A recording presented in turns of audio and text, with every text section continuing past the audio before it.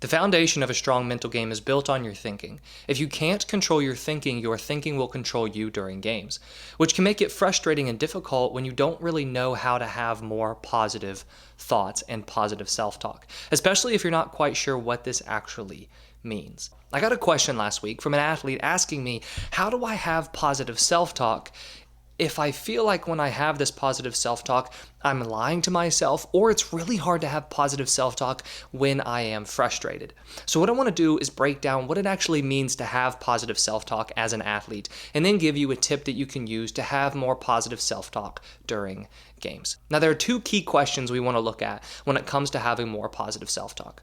The first question is, do I always need to be positive, right? And so what I mean by that is positive in a sense of sunshine and rainbows and everything's great, everything's fantastic, I'm wonderful, I'm an amazing player. No, the answer is no. You absolutely do not have to think that way, because that's not a very realistic way to think when you truthfully need positive self-talk. So when things are going really well for you, you're playing great, you've had great practices, people are picking you up, coaches are giving you a lot of great feedback, is that the time when you actually need to pay attention to your thinking? No, because when you're playing great, when you've had great practices, when you're on a hot streak, it's more than likely the case that you naturally have positive thoughts. Your thoughts will mirror the way you've been playing at that point. So we're not really concerned as much about your thinking in that situation, because your thinking will be more natural in terms of positive thinking because you've been playing great. What we want to pay attention to are the times where you aren't playing great. The times where it's very easy for your mind to get the best of you. Your thoughts to turn negative. Maybe you've had a tough day in practice. Maybe you had a tough game. Maybe coach has been getting on you recently. Now your thoughts are mirroring what happened, but not in a good way, in a negative way, to where you find yourself spiraling because you are having these negative thoughts. Those are the moments where you truly need to have more positive self-talk as an athlete. But those are also the moments where it would be ridiculous for you to try to tell yourself, I'm amazing, I'm great, I'm wonderful, I've been playing great, if you truthfully don't feel that way.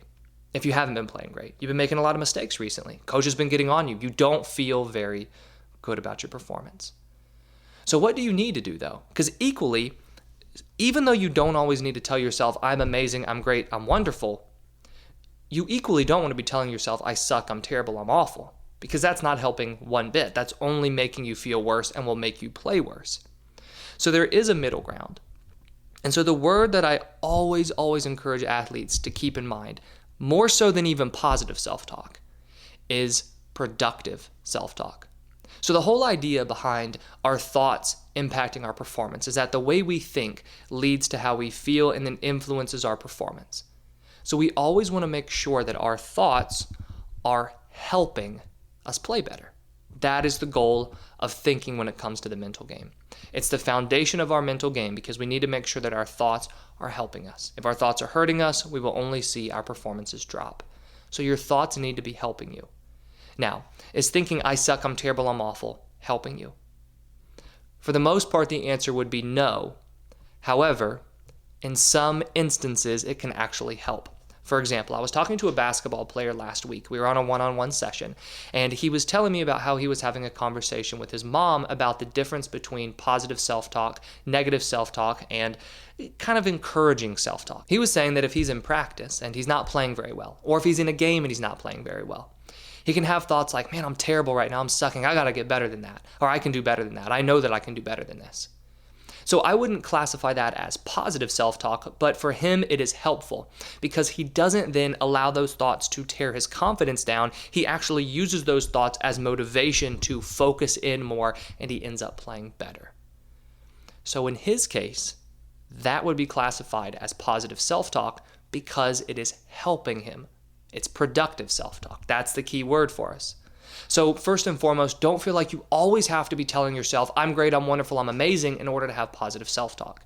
Positive self-talk means it is positively impacting your performance. It is helping you play your best. Now, the next question is, do I need to lie to myself? Now, I was asked this question by a rugby player, and he was telling me that if he's playing in a game or a rugby match, and he ends up making some mistakes, and he tries to have more positive self-talk, it feels like he is lying to himself because he's saying things like, I'm playing great right now, or he's trying to say things like that, because that would mean he's having positive self-talk. but he's not playing that great because he did just make a mistake. And so for you, have you ever been in that situation where you try to have this positive self-talk, but the truth is you aren't playing well? So telling yourself, I'm great, I'm an amazing player, just feels like a lie at that point. So now not only are you trying to fight against these negative thoughts, but now you're trying to fight against yourself and try to convince yourself of something that you honestly don't believe is true. Now, I would rather you think I'm an amazing player than think I suck. But I don't want you to feel like you're trying to lie to yourself, because that's not going to be very helpful in the moment either. So if we're taking this approach of saying, all right, my thoughts need to be helpful, they need to be productive. Well, what are we trying to do at that moment once you've made a mistake during a game? What our goal is to get you moving on from that mistake and refocused for the next play, next possession, next at bat, whatever the next thing in your competition looks like for you. And you want to be approaching that next thing with confidence. Because if you allow that last mistake to tear down your confidence and you approach that next thing with less confidence, you're less likely to perform well. So in that situation, and this is going to be true whenever you make a mistake during a game, positive self-talk means thoughts and self-talk that positively get you to move past that mistake, maybe learn something, maybe adjust, and then get refocused for the next play. So for the rugby example, he might ask himself a question and say, how can I learn from that? And then he'll tell himself, I got to let that go, get refocused, I'm going to get the next one. So he's not lying to himself. He's not trying to say now, I just didn't make that mistake, or I'm playing amazing. He's recognizing and accepting the fact that he made the mistake. But then he's telling himself, that's okay, I'm not going to choose to beat myself up over that. It's time to move on, maybe learn something from it, and then I'll get the next one. I'm going to get this next play. I'm going to make this next play. I'm going to do something better in the match moving forward. That's the type of self-talk you need after you make a mistake. So what's really cool about self-talk is, from the outside looking in, both of the examples I just gave, the basketball player and the rugby player, most people would not classify those as positive self-talk or positive affirmations, because they aren't saying things like, I'm amazing, I'm great, I'm wonderful. But it's positive to me because when I work with an athlete on having positive self-talk, we want to make sure that their thoughts are helping them. That's it. Are your thoughts helping you when you play?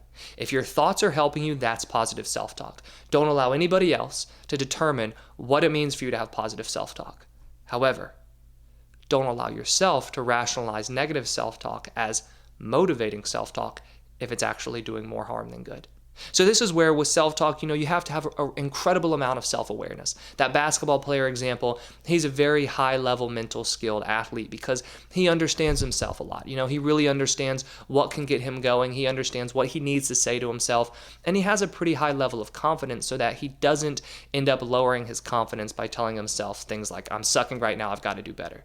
But for yourself, if you do end up having your confidence drop, if you say something like that, do not allow yourself to rationalize that and say, well, I heard this one example of this basketball player who said that to himself, so it should work for me. Just because something works for one person doesn't mean it will work for another person.